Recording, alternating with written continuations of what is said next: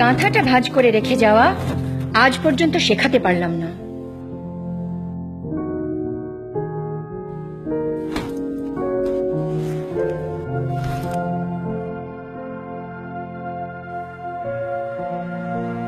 তুমি এমন করো কেন মা?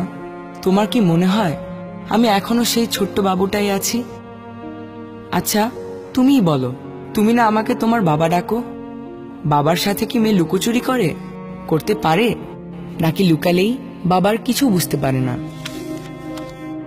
আমি তো বড় হয়েছি মা, বড় হচ্ছি। আমি ইন্টারনেটে পড়েছি, জেনেছি। জানার পর থেকে প্রতিদিন আমি স্রষ্টাকে শুকরিয়া জানাই যে খুব স্বাভাবিক কাজটা নিয়ম মাফিক আমার মায়ের জীবনে ঘটে দেখেই আজকে আমিও আছি। না হলে কি আমার অস্তিত্ব থাকতো? বাবু খেতে আয়। মা, মাসের এই কয়টা দিন তুমি খুব যন্ত্রণা সহ্য করো, সেটা আমি অনুভব করতে পারবো না কোনো দিনই, কিন্তু করার চেষ্টা করি।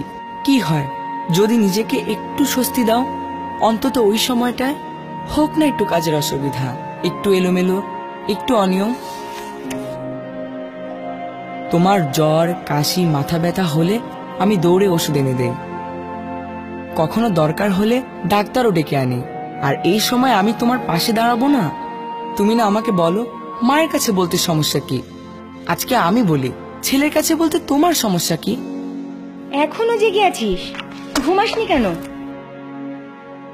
এবার মাদার্স ডেতে তুমি আমাকে প্রমিস করো, এরপর থেকে তোমার এই বিশেষ সময় তুমি রেস্ট নিবে, নিজের উপর আর জুলুম করে কাজ করবে না মা, প্লিজ। নিজের স্বার্থেই বলছি। তুমি আরামে না থাকলে আমার আর বাবার আরাম নিয়ে কে মাথা ঘামাবে?